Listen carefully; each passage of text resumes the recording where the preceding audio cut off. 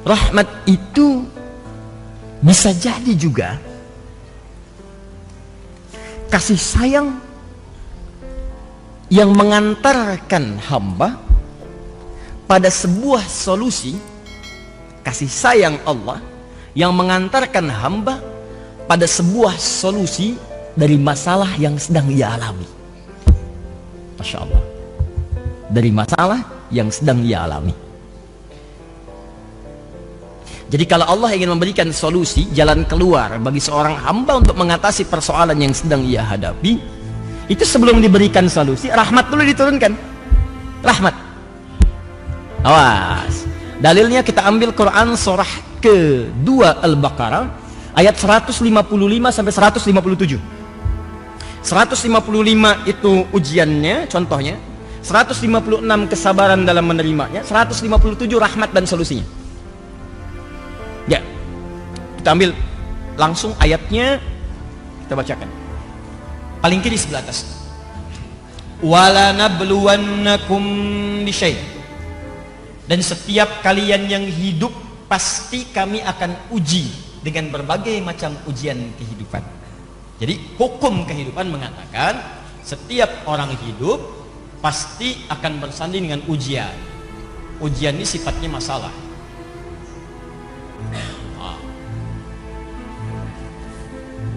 Tolong pahami dulu ya, tolong pahami. Ujian ini diturunkan oleh Allah bukan ingin menjadikan orang hidup terbelit masalah, bukan. Awas, lihat cara berpikirnya. Tapi ingin meningkatkan kualitas kehidupan seorang hamba. Jadi kalau seseorang sedang mendapatkan ujian masalah, sebetulnya masalah itu turun bukan ingin menjadikan kehidupan dia bermasalah, bukan. Jangan salah cara berpikirnya. Cara berpikirnya adalah karena Allah ingin merubah kualitas hidupnya jadi meningkat lebih baik.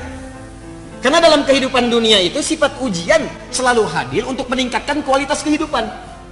Gini, logika paling sederhananya sekali. SD, anak SD. Kalau dia mau naik ke SMP, ikut ujian nggak? Ujian. Masalahnya banyak yang dihadapi, soal-soal. Kerjakan ini, kerjakan itu. Jadi masalah tuh. Dia pikirin, ibunya kemudian ikut terlibat, bimbing, ajarin ini, ajarin ini, ajarin ini. Ini baca ya, ini ibu Budi, ini bapak Budi, ini tetangga Budi, ini tasnya Budi, ya ini kucingnya Budi. Dia tanya, kenapa semuanya punya Budi? Nah itulah orang Budi itu orang yang sangat kaya, punya semuanya, tapi kekayaannya tidak membuat dia jauh dari Allah Subhanahu Wa Taala. Mau seperti Budi? Mau mah, udah gitu. Ayo baca. Kalau kamu bisa baca dengan baik, besok atasi ujian itu, kamu insya Allah dekat seperti Budi. Semangat dia. Begitu di jalan dia mau masuk ke sekolah, wah ini ibu Budi, ini bapak Budi, masya Allah. Sampai ke gurunya mengatakan, pak ini ibu Budi. Padahal ibu dia namanya Asep. Sini. Nah, jadi anak SD itu diuji bukan untuk membuat dia bermasalah, tapi supaya kualitas keilmuannya meningkat, mentalnya naik, bagus. Apa ukurannya? Ujian. Kalau sudah lulus dari situ baru masuk SMP. Sebab kalau tidak diuji, bagaimana ketahuan dia mampu menjalani tingkat kehidupan dari dia di SMP? Tingkat pendidikan dia di SMP, pelajaran dia di SMP, mesti naik dulu statusnya. SMP pengen masuk ke SMA, ikut ujian. SMA pengen masuk kampus, ikut ujian. Dari kampus pengen dapat ijazah, ikut ujian. Nggak ada tiba-tiba ujug-ujug orang dapat ijazah. Ikut ujian. Walaupun formalitas ilmunya lebih tinggi dari dosennya, tetap akan ikut ujian, sidang, disidang sama dosen, tetap ikut. Kenapa? Karena itu hukum kehidupan. Anda di rumah tangga, Anda di kantor, Anda di kehidupan sosial, pengen hebat, naik status, pengen lebih mulia, pengen lebih kuat, pengen naik status sosialnya, pengen lebih tinggi kedudukan, ikut ujian. Anak SD ada diuji, masa Anda enggak? Kalau Anda enggak siap menghadapi ujian, tanyakan sama anak SD. Bagaimana cara menghadapinya? Kalau Anda tidak siap menghadapi ujian, malu sama anak SD. Anak SD ada diuji, masa Anda yang lulus SD nggak mau diuji? Anak SD aja belum berumah tangga, Anda sudah berumah tangga. Yang belum berumah tangga lulus ujian, masa ada yang berumah tangga nggak mau diuji? Ini siapa? Halo? Nah, itu ya. Apakah jomblo diuji? Diuji, sama aja. Ada ujian persaingan, ada ujian macam-macam, kan? Ya, nanti kita bahas lain waktu. Jomblo syariah, jomblo sengketa, jomblo fisabilillah. Ya. Dari sini. Sekarang jadi itu cara mengatasinya ya. Cara memahaminya kalau sedang dapat ujian, berarti ingat, pertama kali yang harus Anda yakinkan pada jiwa, kalau prinsip Quran ini dipakai, Anda akan nikmat dalam menghadapi ujian. Bahkan ada orang-orang yang gembira ketika diuji. Malah kalau nggak diuji, dia sedih tuh. Kok nggak diuji ya? Kok nggak diuji? Berarti ada yang tidak diinginkan dalam kualitas hidupnya. Bahkan orang-orang tuh ada yang gembira. Wabasyiris sabirin. Orang sabar itu pasti gembira. Berikan kabar gembira pada orang sabar. Siapa orang sabar? Orang yang diuji. Ya ada orang-orang yang ketika datang ujian dia malah gembira. Allah, terima kasih turunkan ujian pada saya bukan pada yang lain. Mau naik status hidup saya. Mau naik. Jadi pertama kali tanamkan pada jiwa, kalau Anda sekarang sedang mendapat di ujian, berarti kualitas hidup Anda akan meningkat. Nah, Masya Allah. Naik Anda di hadapan Allah Subhanahu wa Ta'ala. Yang kedua, pahami betul ya, pahami ini. Jadi kalau cara memandang kita seperti ini, kita lebih tenang dan lebih siap menghadapi berbagai ujian.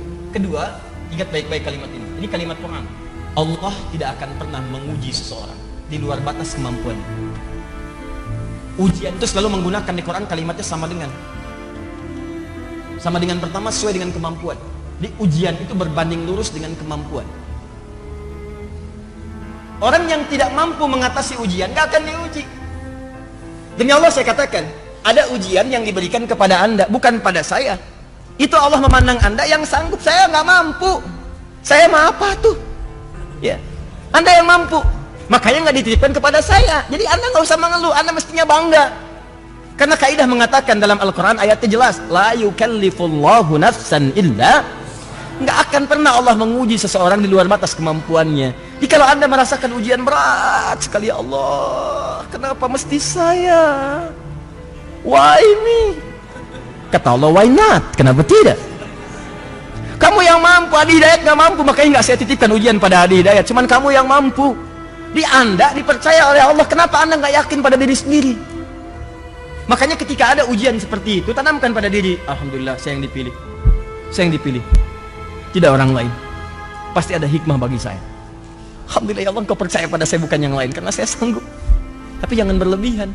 Bikin status, memang cuma saya yang sanggup, yang lain tidak, ceklik.